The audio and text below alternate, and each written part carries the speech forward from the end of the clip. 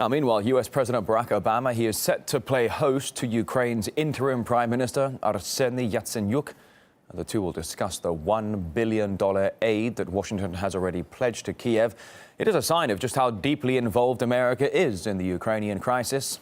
As RT's Anastasiya Churkina now explains.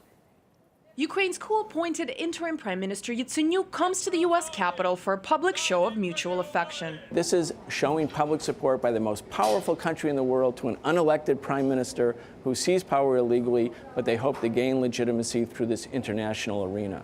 The U.S. involvement in the Ukrainian crisis reaches far and wide, despite loud words about rooting for democracy and the Ukrainian people deciding their own future.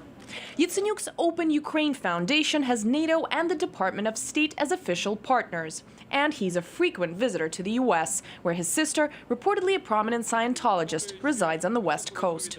The politician was discussed in the infamous leaked Nuland phone conversations, where American politicians played out favorable scenarios for the West as if on a chessboard.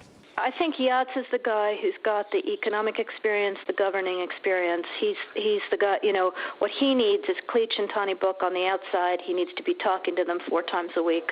This prime minister, we know, was the favored choice by Victoria Nuland representing the State Department because the rest of the Ukrainian government, the new government, is loaded with fascists and semi-fascists. During the chaos unraveling in Kiev, NATO and U.S. officials paraded Maidan, distributing snacks to the protesters and meeting with Yatsenyuk to the fine tunes of Italian pop songs about a beautiful future ahead.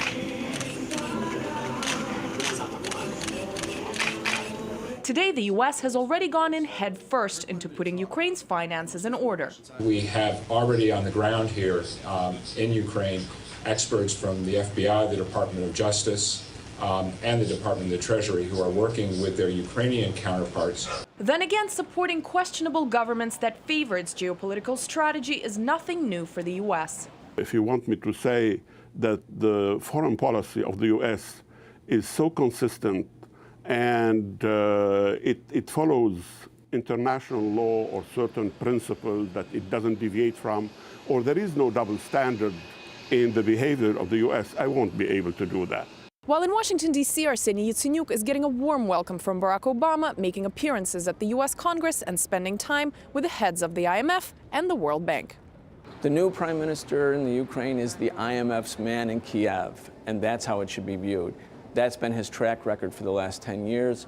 He wants to do the bidding of the IMF, the World Bank, the German banks. In other words, he's a client or a proxy of these same forces that want to integrate Ukraine into the EU, not for the benefit of the Ukrainian people, but in order to make money. Arguably dragging Ukraine right into the West's puppeteering under the U.S. guise of an honest attempt to help. Anastasiya Churkina, RT, Washington, D.C.